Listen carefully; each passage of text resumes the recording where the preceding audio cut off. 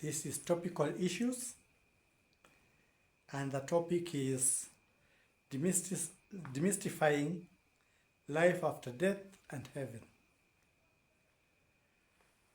Life after death is something that has left many people wondering what really happens. How do we die? And when we die, what happens? This was captured in many of the ancient books. I'll start with the Egyptian Book of Death. When a pharaoh died in Egypt, they were buried in pyramids. This pyramid had a special room, a tomb room, where the pharaoh was buried. On the walls and the ceiling of that room, there were writings, and these writings were called the Book of Death. Why were they called the Book of Death? They were the ones that were to guide the pharaoh, because it was believed that the pharaoh would leave the embalmed body during the day to visit the people of the land, and during the night to go to the heavenly places, and then in the morning come back into the body. So the book was to guide them with spells so that they could know when to cross rivers, which ships or boats to ride, how to handle things that were dangerous on that river towards heaven, and then in the morning coming back. When the sun rose, they were back in the body, but their spirit or the car would leave the tomb, and there were spells that helped it leave the tomb to be able to visit people on the outside world. That was the view of the Egyptian death. The African death varied from place to place, but it was viewed that when somebody passed on, the spirit left the body, and if the proper burial rites were done, the spirit went to the land of the ancestors. The land of the ancestors was not like the present heavenly description that people give. It was a land that was green and lush, had lots of cattle and goats, and the ancestors lived there. When somebody was going to the land of the ancestors, he would find his ancestors, the predecessors of his life in his clan, waiting to welcome him in the land of the ancestors. There he would lead a comfortable life without many problems, if he used to live well with people in the society. And he would be a guardian of the clan. He would come in that spiritual form. And that's why people in the old days would sometimes, before eating, get some food and throw it outside, or pour drinks, water, beer, milk on the ground to feed the spirits that came to guard the family. It's called libation. Libation or libation. Then the Indian view was that we don't actually die. What happens? Our body travels from one shell to another shell. It was called a transmigration of souls. This movement of a soul from one body to another body was called samsara, transmigration of the souls. It has common stories of people who did not lose their mind when they were born in a new body. They can still remember what they were in the past life. They can give you stories of where they lived in the past life. But mostly what happens during samsara, you lose memory of where you were, so that when you're born in the new life, you can only remember the new life. But then, when somebody was in this state, after several transmissions, there was a place where one had to go and enjoy for a while the spiritual goodness of what he had done before ascending to a place where he will merge with the universe. This was a state called moksha, where your soul is moving around, enjoying the goodness of the spiritual realm in preparation to a few rebirths, and then you totally ascend to heaven. Not heaven as we know it, but be in oneness with the spiritual soul. Complete unity. That was the final stage that one would attain. No rebirths. The Australian Aborigine believed that when you die and after special rites, you would ascend to the heavenly realm. But you did not ascend to the heavenly realm to stay there permanently. Your soul would come back either to the water or to the other earthly materials, and you will be reborn as an animal or as a plant to restart the life again. They believed that when the proper burial rites were done, you will not be a problem to the people. Your soul will not wander.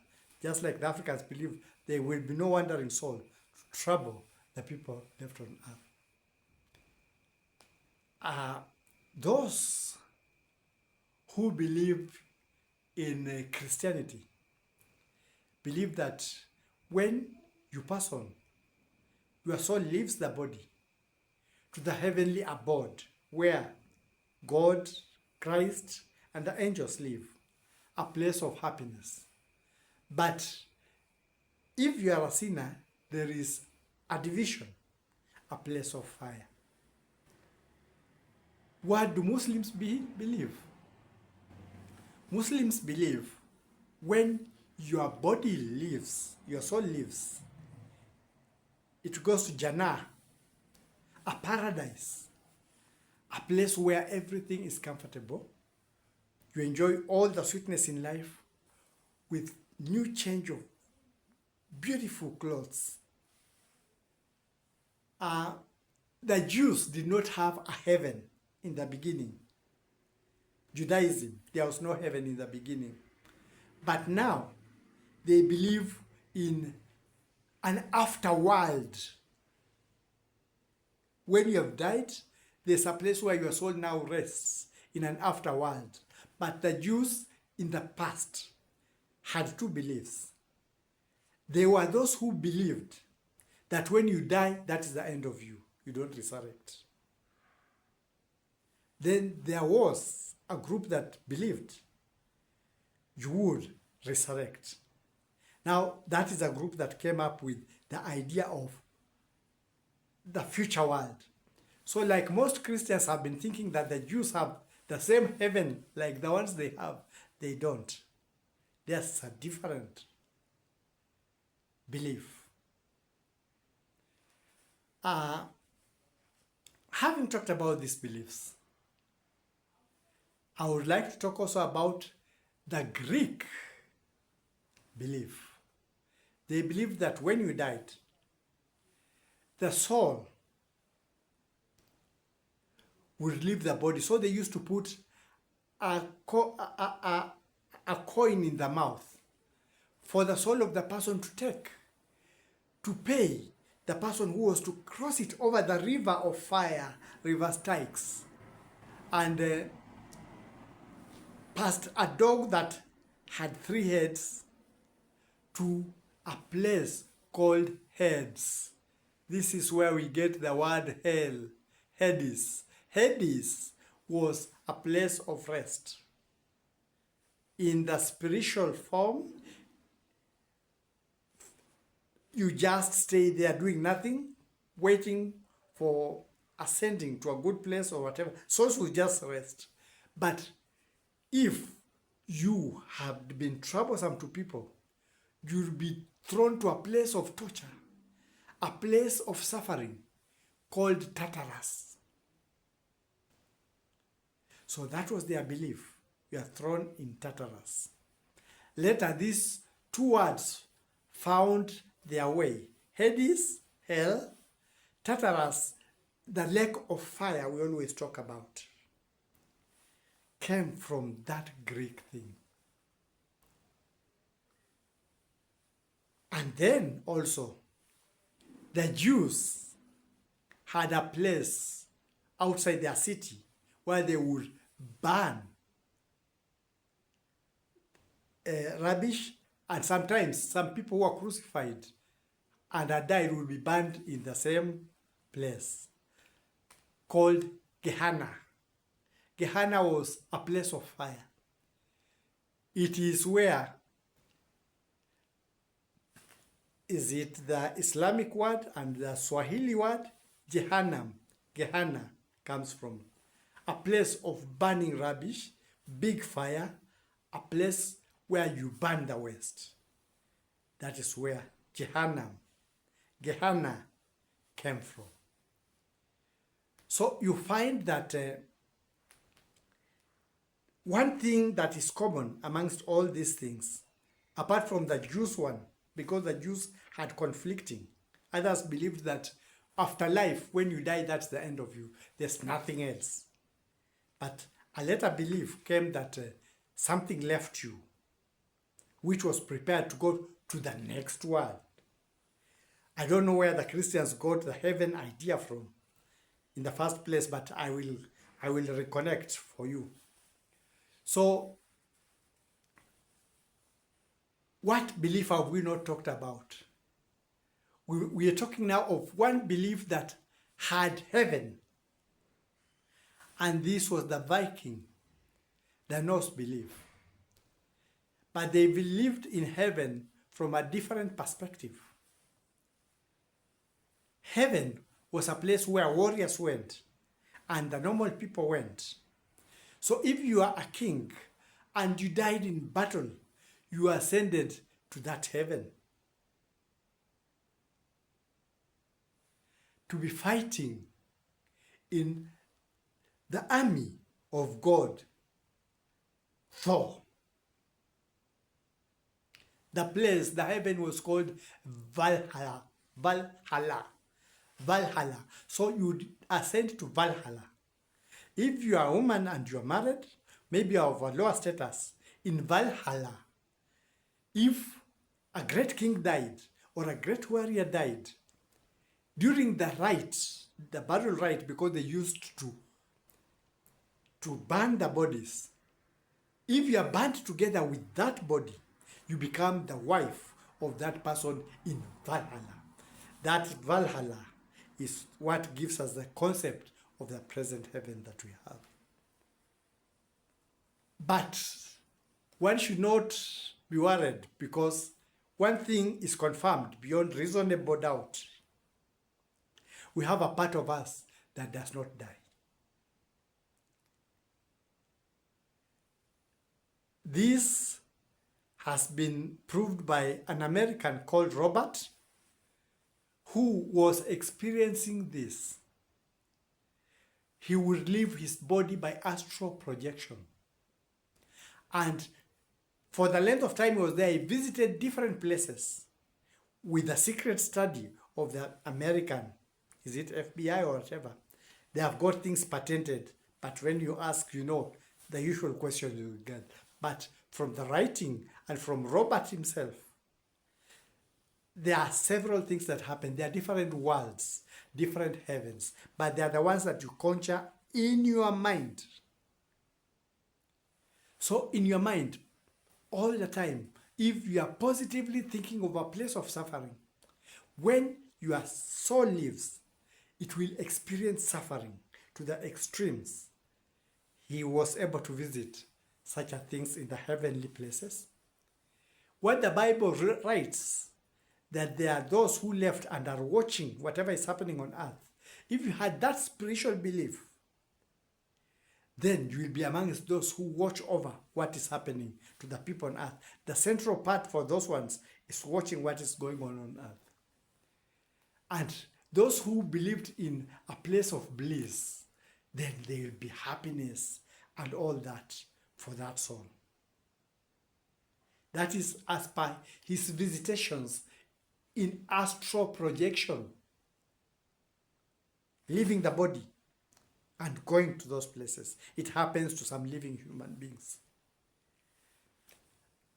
There are some people, when they are passing on, they see a light and they follow that light. That is the very light that takes people out in astral projection. You are being projected to a kind of environment, a kind of realm that's normal, not normal to us, and depends with your choices in this life, your thoughts, your faith, your inclination to certain things in life. That is what you experience. But there is something else I believe in. According to the African tradition, the animals around will harbor souls that departed, and they will be reborn in children. There is that possibility that we are reborn in different ways. It's just like a cycle. Everything in life is cycling. Your cell, the atom, is cyclic forces. Your blood has got circulation. The water has a cycle. And so life has a cycle. It's only that we cannot be able to understand properly how this cycle goes. But there are resting places, and this is what we call heaven or heavens, where one is able to relax for a while before being reborn. So when the soul leaves the body, the soul is able to interact with other dimensions that we don't understand and have different life experiences, cultures, rest places like Jana that are stopping points, resting points on its way back to be recycled into other life, either on this earth or in other dimensions. So I think that is believed, and you have to believe, because this one is beyond reasonable doubt. There is a part of you that never dies and that always migrates from you to other places. These heavenly places, those other places that were being described in the Greek mythology, in the Viking mythology, whichever the way they put it, there is that spark in you. The one Africans call the breath, the shadow. The Christians call it the spirit. The Egyptians, ancient Egyptians, used to call it Ka. It's that part that leaves you. It's able to traverse into other forms, other dimensions, with its feelings.